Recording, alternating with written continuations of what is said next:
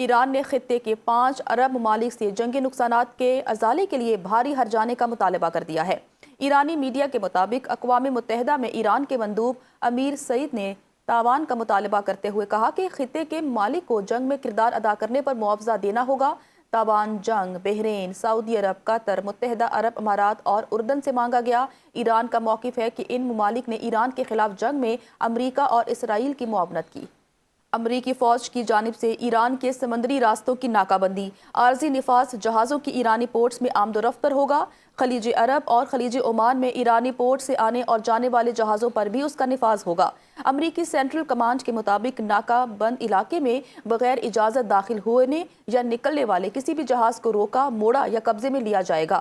ناکہ بندی کے علاقے میں جو جہاز بغیر اجازت داخل ہوگا یا نکلنے کی کوشش کرے گا اسے بھی روکا جائے گا۔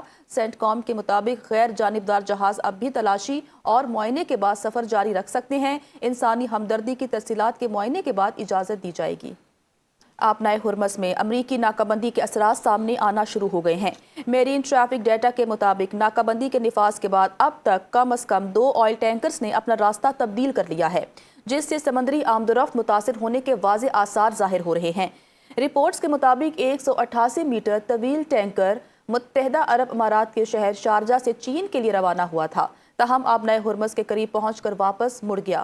اسی طرح 175 میٹر طویل ٹینکر آسٹریا نے بھی آبنائے ہرمز کے قریب پہنچ کر اپنا رخ تبدیل کر لیا۔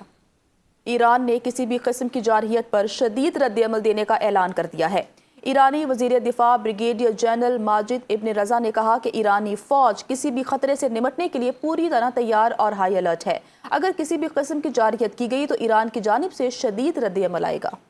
امریکی وزیر جنگ نے ناکہ بندی کے دوران ایران کی جانب سے بھرپور جواب کا خدشہ ظاہر کر دیا۔ پیٹ ہیگسیٹ کہتے ہیں کہ ناکہ بندی کے دوران ایرانیوں کی جانب سے فائرنگ متوقع ہے، مگر یہ اقدام دانشمندانہ ثابت نہیں ہوگا۔ ایران جنگی صلاحیتوں کو دوبارہ تیار نہیں کر سکتا۔ ایران کی فضائی حدود ہماری مکمل گرفت میں ہے۔ صدر ٹرمپ ایران کو مکمل مفلوج کر سکتے ہیں، مگر انہوں نے رحم دلی کا مظاہرہ کیا۔ روسی وزیر خارجہ کا ایرانی ہم منصب عباس عراقچی سے ٹیلی فونک رابطہ، جنگ بندی صورتحال پر تبادلہ خیال۔